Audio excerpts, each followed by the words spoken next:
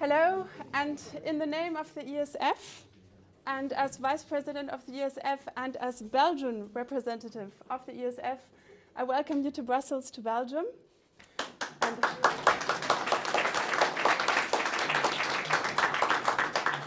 And it's a real joy and honor to welcome you here today. Believe it or not, you came from 22 countries to this symposium. Yay. So 22 countries. So you might know that in Belgium we have 3 linguistic and cultural communities. So as a result, we're really used to working on compromise. And so we hope that this is going to be fertile ground for the discussions of today. Although we have a great diversity of nationalities here and people come from different traditions of Shiatsu and different points of view of Shiatsu, let us all work together in unity. My idea was to speak about our hands. While every finger is different and has a different function and has a different meridian, they all work harmoniously together, and as we know, we create magic with our hands. So let us create the same today in this country of compromise and just have a beautiful and constructive and productive day. Welcome to the symposium. Thank you, everybody. Look, Eddie made this beautiful presentation for me, but I'm not going to use it, okay? Because as you all know, embodied knowledge is the only knowledge. So let's see whether I've embodied the knowledge or not. I stand before you today as a bearer of the living tradition, just as every one of you is. But also, I'm the holder of the ESF history. I've been involved with this forum for 28 of its 30 years, more or less directly. And what that means is that I've seen all the events, partaken in the events, more or less. However, I did not witness the beginning of the ESF, and nor did I witness the beginning of the beginning, which is to say that in the 80s, Shiatsu societies and associations began to spring up. UK, Ireland, Italy, Switzerland, Germany, France, Belgium, Spain, I hope I haven't forgotten anybody, Austria. This is all happening in the 80s, towards the beginning of the 90s. And there, somewhere in the beginning of the 90s, a vision began to arise in the collective mind, and it was seized by one person in particular. His name is Douglas Gattini. Douglas, if you're watching, thank you. Ciao, bello. He did amazing work. He brought together the energies of 5 different associations. He gathered them together at different congresses, and then finally in Germany, they signed a document which breathed life into the ESF as we know today. So without Douglas, no ESF. He's our granddaddy. He was the first president, of course, and he took it for 2 years, I think, roughly. And then somebody else took over, and I'll talk about that person in a moment. But back to my own story, just briefly. That was in 1994. 1994, I was still in Japan. I hadn't come home yet. 95, I come back to Europe, to my new home of Sweden, where I know nothing. I can't speak the language. Begin to network with the people in the Shiatsu world, community. Very quickly find myself... Very fast, sorry. Very quickly, but slowly, I find myself on the board, like, you know how that works, right? Everybody here's had the same story. Within half a year, I was the treasurer. Sylvie, can you imagine me being the treasurer? I didn't do any of the work. I just stood there signing the papers at the end and feeling very important, of course. Then I was vice president, and then I was president. So all of that was happening parallel with this whole ESF development. My first job when I joined the board was to help the Swedish association join the ESF. And the person who helped me do that was Seamus Connolly. Now, you all know that name, probably. You've heard Seamus Connolly's name. I'm going to say a few things about him now. He was president for 2 years, I think, maybe 3. And he pushed the ESF into an active phase of existence. He gave the ESF projects, he breathed will and determination and vision into the ESF. One of the first things that I noticed when I entered the ESF, and that was in Basel in '96, in Peter Eitin's house. We talked about Peter yesterday. Peter Eitin is another incredible servant of Shiatsu, and he's been doing it for years and still involved, I understand. Quite incredible service. In that house, I met people like David Ventura, Patrizia Stefanini, I met Pierre Clavreux from the FFST, and who else was there? Franz Koppers, of course. Now, I had a little bit of conversation with Franz in the middle of the night, weirdly enough. He's still alive and kicking and very much sending his love and energy to all you people. We'll talk about France a bit more later on. That meeting was surprisingly chaotic. There was argumentation, there was like language problems, there was groups, there was no communication at all. So within a very short space of time, I became the group's moderator, which meant that I was able to have a free role to calm people down, to have people repeat things, to have people say, no, I didn't understand, can you say it again, please? We had especially German people who didn't speak English at the time. It was a big problem for them. That turned into me becoming vice president. And then I was vice president for 4 years. Recognize that procedure? Yeah, exactly. The very first thing that we did when I joined the ESF as Swedish representative was lobby into Europe to get Shiatsu included onto a list of therapies that were going to be included in the Lanois report. Now, you've probably heard of the Lanois report because you've probably read this presentation. I hope you have anyway. That report has 7 complementary therapies listed. And those therapies were going to be given funding for research. Seamus Connolly mobilized us, and we got Shiatsu onto that list of 8 therapies. So we thought, excellent, we're going to get funding for research. We've got it all made now. As you all know, that report, that bill got watered down. A lot of the really good stuff was taken out. Lanois took his name away from it, and it's called the Collins Report now. And it's a little bit toothless, which meant that we didn't get funds for research. What did we do? We decided to do the research ourselves. It was a colossal project. It lasted about 3 years. Now, the research project was a watershed. VRL was talking about turning points yesterday. It was a massive turning point, and it had very positive and quite negative consequences. Seamus managed to recruit Professor Andrew Long at the University of Leeds in England through Hannah Mackay, and Hannah continued to coordinate the project through its 3-4 years of life. It was funded entirely by the membership of the members of the ESF. So the different members lobbied, and Seamus came around to every single one of us. I hosted him in Stockholm. He came to our meeting, everybody got fired up, and everybody paid a little bit extra money per year, for 4 years, I think it was. We paid and we paid and we paid, and this project, a pilot first, 2 years, no, a year I think, 2 countries. Then the real project took longer, 3 countries. Andrew Long wrote this beautiful study, and it's a perfect study. But what we found out later on, it had 2 consequences. One, it helped the split of the ESF, where several associations left and joined another association, created another organization, which we didn't know was happening at the time. That's called the ISN, it's still in existence. And we have representatives of the ISN here today, which is beautiful and wonderful. And thank you for coming, really, absolutely wonderful. But the damage was done. And also our study, it turns out, was not as useful as we thought it might be. We thought that we could build on the study. It was a very general study, charting the territory of what Shiatsu is and what it does, according to receivers and givers, so practitioners and patients, as it were, clients. We were hoping to build on it, do other studies coming from it, but we were exhausted afterwards. The emotional and the financial effort that went into it was, everybody was on their knees. Not Seamus. He went around the whole of Europe pepping us to use the study in every single way possibly imaginable, which we kind of did and didn't do. We're all human. We're not Seamus, none of us. So we have this study, and we go out into Europe, and we're trying to use it, and Seamus takes it straight into the European Parliament and lobbying all over the place. That was the way he did things, and he was a political animal in that sense. That's what he would do. What we then discovered was that the EU was not listening to single therapies. Shiatsu is not interesting. It's not important. We can't see it. We can't recognize it. We need to recognize a profession.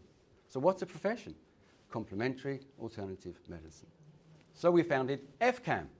EFCAM means the European Federation for Complementary and Alternative Medicine. EFCAM!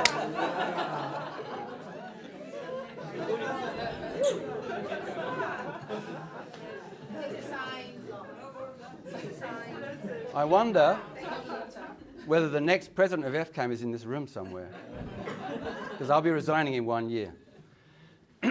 FCAM was founded, ESF was a founder member, of course, and it was founded specifically to be a political vehicle into the EU institutions. And it worked. Seamus was able to take the name into these different places and say, I represent FCAM. In English, we have an expression when you're boxing, and you're boxing in a different weight class, like way heavier than you call it punching above your weight. FCAM punched above its weight for 10 years, and it really, really made a difference. But in the end, it didn't make any difference at all. Several reasons for that. One reason. We made an alliance with the CAM docs. That means the CAM practicing doctors. We had the first ever and only conference in the EU Parliament, and it was a wonderful event, but the CAM docs took it over, kicked us to the side, and we were back to square one. All your successes become failures, and all your failures become successes. Have you noticed that in life? It's incredible. So you just pick it up and move on. What have you got left to work with? Work with it, right? Regroup. What can we do now with Shiatsu and CAM that we didn't do before? So Seamus found another idea. We can lobby for the right to work in all the different European countries, because we actually don't have it. We have a kind of an idea that we have the right to move in different countries and practice our professions in different countries, but we don't have a recognized profession. So how can we possibly do that? So this was his new idea, and when I rejoined the ESF in Greece, in Athens, 2013, a beautiful autumn 3 days in Athens, this is what we were doing, preparing to lobby the EU Parliament for the elections. So Seamus was telling us how we could lobby our local MEPs in Sweden, in my case, or in Greece, or wherever. So telling us how to do it, the language to use, the approach to make, you email, then you phone, then you email, then you phone, all this stuff that...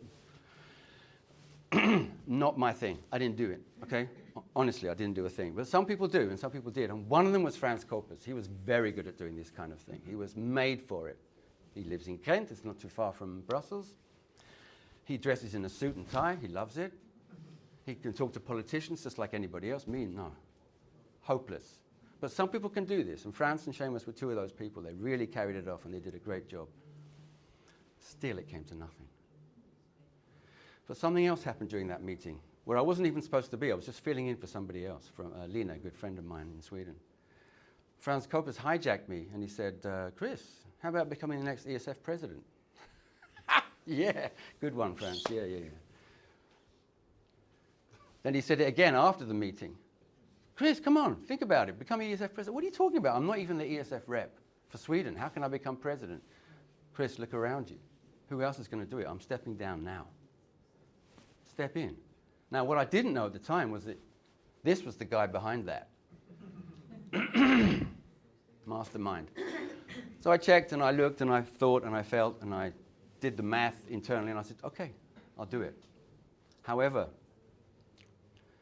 at that time, so in 2014 in Prague, I became ESF president. But as Irene mentioned earlier on, the group was very, very chaotic.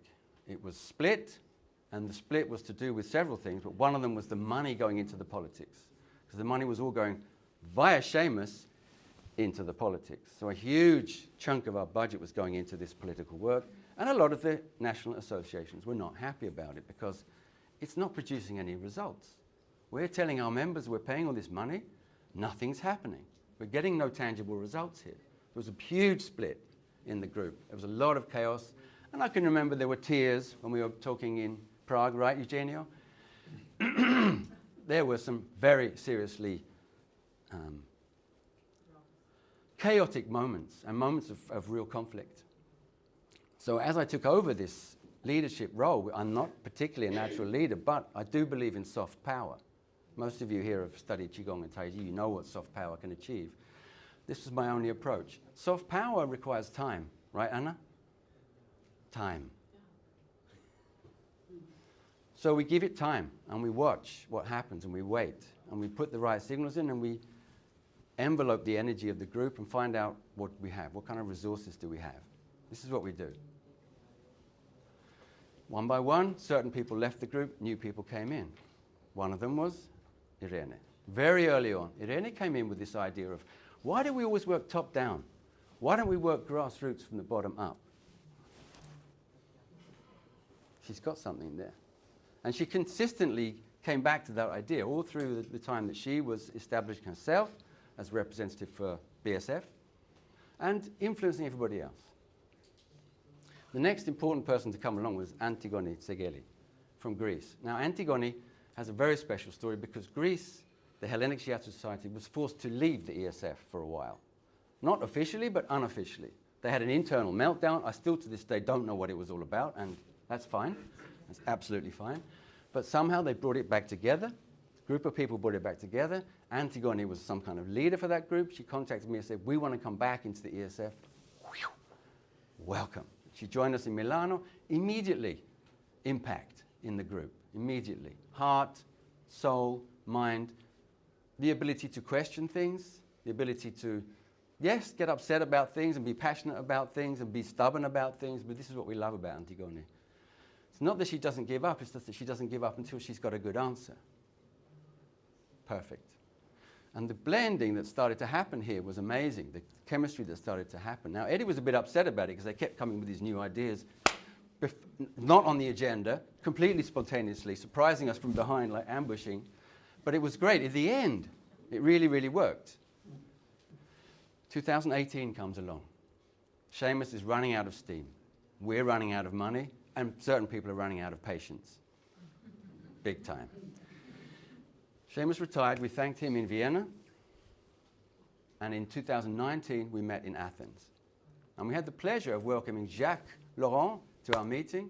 Jacques charmed the pants off 30 Greek people, telling us about the SPS, their research projects, and all the other research that's been catalogued so diligently by him and his colleagues in France. So that was really highly appreciated. The other thing that happened is Vlad Bulai came to us. Vlad represents APSI, the Spanish association.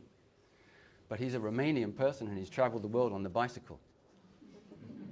And he brings a kind of solid, earthy presence to everything he does and a lot of fun, and he does love his posture. We love that about him.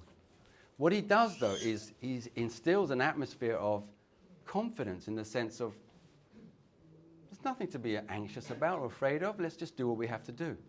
Everybody loves each other. We're great. We were in a crisis moment there because we just lost Seamus.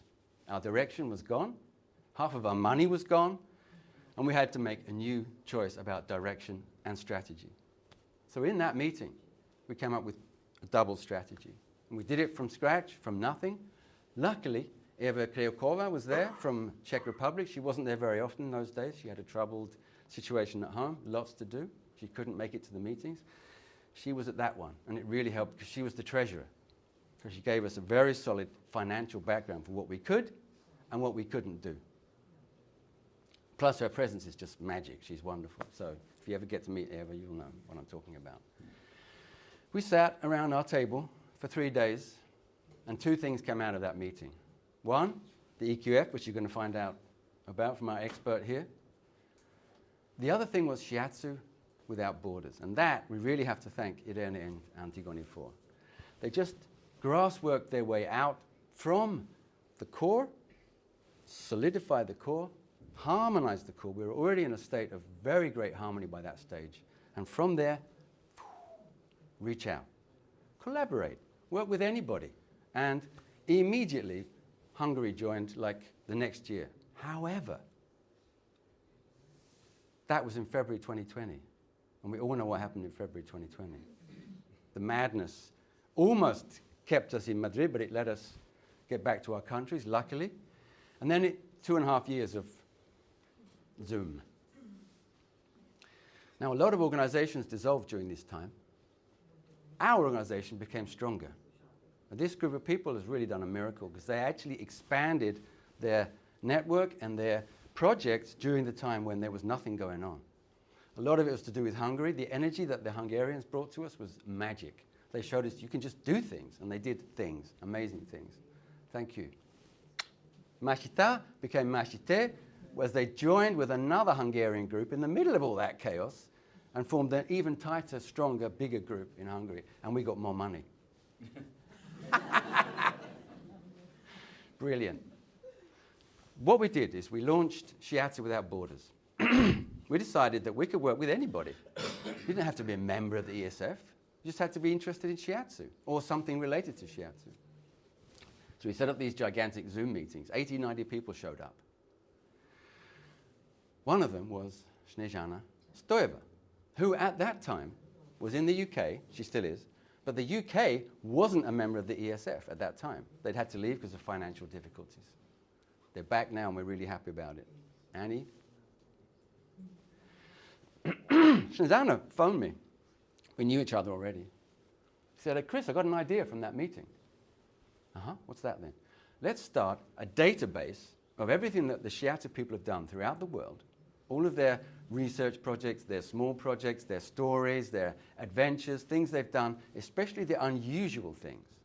If they've been working in a special place, like a factory or a hospital or a hospice or a cancer ward for children. Whatever they've been doing, they talk to us, we tell their story. One of our best stories comes from Greece, by the way. Themis and Maria sitting there happily. They were involved in a fantastic story doing Shiatsu in a pain clinic in Athens. It went on for 3 years. Amazing. That's our most popular story to date, by the way. I sold this idea to the board. The board loved it. Virel made us not just a new website for the Shiatsu resources worldwide, but also this logo you're looking at right here. Thank you, man. Great work. So we have Shiatsu resources worldwide. And I have some statistics for you. I'm not a person who really does statistics, but this is kind of cool. We have, to date, 26 stories. 1 from Puerto Rico, 1 from Switzerland, 1 from Germany, 1 from Israel. That was the Children's Cancer Hospital, by the way, friend of mine. 1 from Hungary, the project during the COVID time. 1 from Greece, our big story so far, amazing. 2 from Uruguay, that's Diego Sanchez. You probably know Diego, at least by name. 3 from the UK, getting up there, Annie. 4 from France. Count, 4. Fanny was one of them. 4 from Italia. Brilliant. Loads of interesting stories coming out of Italy. There's more to come. But 5 from Belgium. You guys, keep it coming. That's all I can say. The Shiatsu Resources Worldwide has produced about 6 stories per year. And these stories, we would love you to share them a bit more than you are at the moment. So Shiatsu Resources Worldwide. It's a website and it's a Facebook page. And I'd love you to share those stories a bit more because it's a fantastic set of resources for Shiatsu therapists and students throughout the world. In fact, Antigone used some of those stories in a presentation she made to a bunch of doctors 2 years ago, right? And it was like, whoa, they were impressed by the amount of detail and the amount of knowledge that was there and expertise documented. It isn't research, but it is stories, it is testimonies of what we can do with Shiatsu just about anywhere, right, Fanny? Great stories. Now, Shiatsu Without Borders, how are we doing for time? You've got 2 minutes till 25. I can do that. Shiatsu Without Borders involves also concrete events. So we've had the Quintalog a few times. Yvonne's been in it, Victor's been in it, Annie's been in it, Fanny's been in it. Annie and Fanny, that's good. We have the global meditations, which we've done about 3 or 4 of by now, connecting people throughout the world, everywhere in the world, including Africa, including South America, including Asia, everywhere, without borders, right? So this is our expansive grassroots project, and that's my baby in a sense. But the other baby is this glorious EQF achievement, which we have. Eddie's going to tell you all about it in a minute. It's taken a lot of work, a lot of resources, a lot of guts, but also vision, persistence, perseverance, and a kind of know-how, when to push and when to wait, and when to look around and see what's going on. How are the signs looking? He'll tell you all about it in just a few seconds. Eddie? You're on. Thanks, everybody.